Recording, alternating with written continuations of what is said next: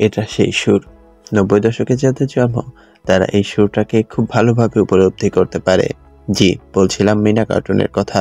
একটা কার্টুন দিয়ে যে একটা গোটা সমাজকে বদলে দেওয়া যায়, এর উজ্জ্বল দৃষ্টান্ত হচ্ছে মিনা।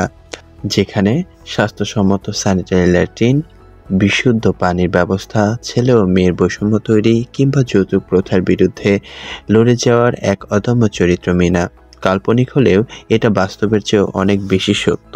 ইউনিসেফের তথ্য অনুযায়ী শহরে প্রায় ৯৭ এবং গ্রামে ৮১% কিশোর কিশোরী এই মিনা কার্টুনকে চিনত।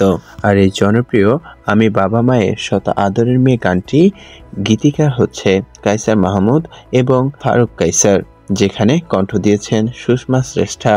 এটা সম্পূর্ণ নির্মাণ হয়েছিল পাকিস্তানে। ১৯৯৩ সালে বিটিভিতে শুরু হয় এর প্রথম প্রচার। এরপর ৩৭টি সিরিজের এই কার্টুনটি অনুমোদিত হয় ২৯টি ভাষায়। ভারতের প্রখ্যাত নির্মাতা রামমোহন এই সিরিজটি তৈরি করেছিল। সিরিজটি নির্মিত হয়েছিল মুম্বাইয়ের রামমোহন বায়োগ্রাফে।